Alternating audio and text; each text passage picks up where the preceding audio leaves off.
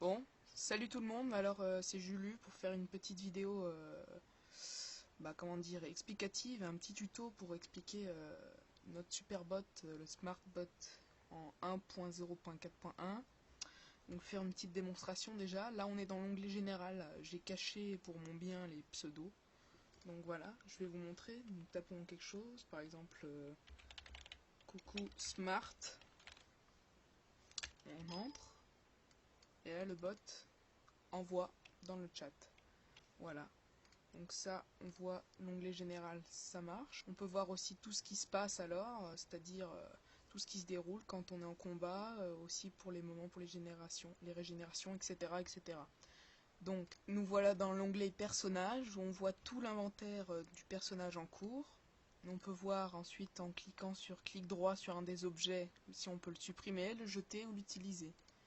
Ensuite, on a l'onglet caractéristiques, où on peut monter les points de sort ainsi que les points de caractéristiques. La nouvelle fonction statistique qui a été ajoutée pour voir le nombre de combats qui ont été effectués, le nombre de kamas gagnés ainsi que l'XP gagné, puis les ressources obtenues durant les combats. On peut voir aussi ici, donc là, qu'il est en combat en cours, la carte où il est et le trajet qui a été chargé. Voilà. Donc ensuite, l'onglet Flood, ça, il n'y a pas vraiment à discuter, hein. On marque ici ce qu'on veut que le bot flood en MP ou en général, avec des balises spéciales du genre nom ou niveau qui seront envoyées par MP, qui seront remplacées par le nom ou le niveau de la personne à qui on envoie le message privé. Donc ici, vous pourrez charger un fichier avec toutes les phrases enregistrées. Vous pouvez ajouter ensuite la phrase pour qu'il puisse la flouder. Vous lui mettez ici pour le MP le niveau maximum à envoyer, le niveau minimum, l'intervalle ça c'est pour le en général.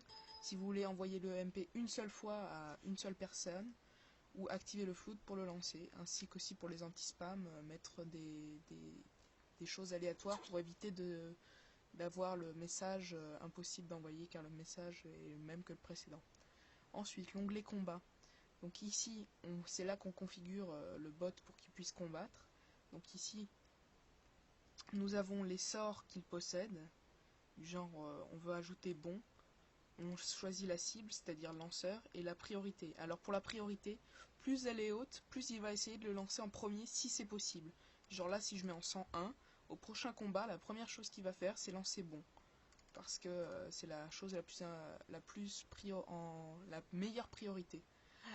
Dans le général, donc ici vous avez changé de map après 2 à 4 combats, bloquer spectateur, bloquer combat ou les deux, retourner à la banque à combien de pourcents par rapport au pod, la vie s'asseoir en dessous de 70%, j'ai mis moi pour éviter de mourir pour rien. Les groupes à attaquer ici, vous choisissez le nombre de monstres à attaquer minimum et ici maximum. Ici ensuite vous aurez le bouton pour commencer ou arrêter le combat automatique. Vous voyez ici que là il a terminé son combat, maintenant il est en régénération. Voilà. Donc ça, c'est bon. Dans l'onglet groupe ensuite, si vous avez vos bots sur la même carte et tout ça, il détectera automatiquement les bots présents et vous pourrez les ajouter dans un groupe ou non et ensuite définir le chef du groupe pour qu'ensuite ils suivent partout. Et vous aurez juste à charger le trajet seulement sur le compte chef pour que tous les autres le suivent. Ensuite, dans l'onglet métier, vous avez tout, c'est-à-dire toutes les ressources à récolter. Vous mettez ici le nombre de maps de changer après combien de récoltes. Et si vous activez le mode pêche, vous mettez ici la portée exacte de votre canne à pêche pour qu'il n'y ait pas de bug. Et ensuite vous faites démarrer tout simplement. Ensuite, pour terminer, dans l'onglet map, vous avez toutes les informations des joueurs qui sont sur la carte pour le moment. Ici l'identifiant, ici le nom, j'ai caché aussi, le niveau, l'alignement. Puis vous avez aussi pour les monstres la même chose, qui vous montre les groupes sur quelle case et quel niveau de groupe, avec le nombre de monstres qui sont présents. Donc voilà, c'était une petite présentation du bot pour le moment avec ses fonctions sympas. J'espère que ça en aidera certains.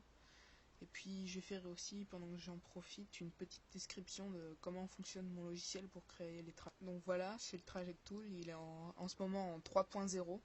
Donc vous avez ici, comme d'habitude, l'auto-trajet, c'est-à-dire vous voulez partir du Zap d'Astrub en 4.19 par exemple. Voilà, vous voulez atterrir dans la zone des Porcos, donc 1.33.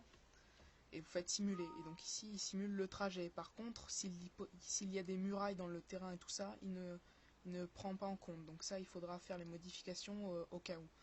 Donc voilà, et c'est la même chose, vous avez le choix par exemple pour mettre passe, si jamais vous voulez qu'il passe, pas qu'il fasse de combat ni de récolte. Donc voilà la possibilité que j'ai ajoutée aussi.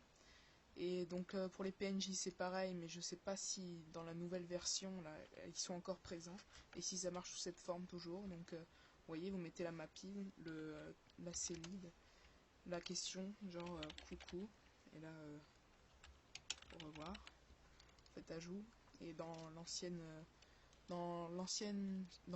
fonctionnement des trajets, ça a fonctionné comme ça. Voilà, donc recherche de mage, qui vous dira bien sûr qu'il est à jour pour le moment. Voilà, le logiciel est à jour. Ensuite, bon, ça c'est vraiment au choix, hein. Vous avez des thèmes préconfigurés. Et j'ai ajouté aussi donc la fonction pour les banques avec le nouveau système. Genre pour la banque d'Astrub, vous mettez add. Et là vous avez ensuite tous les bons trucs qu'il faut. Et donc ici j'ai mis ici le trajet. Donc ensuite ici pour faire le retour depuis la banque, c'est de la banque jusqu'à votre zone de combat ou de récolte. Donc ici vous aurez qu'à simuler l'auto-trajet et le mettre là-dedans. Et ça c'est pareil, c'est de partir de votre zone de combat ou de récolte pour aller dans la banque. Et donc tout le reste, vous n'avez pas besoin de toucher. Donc voilà, c'était une petite présentation, j'espère que ça vous plaira. Salut!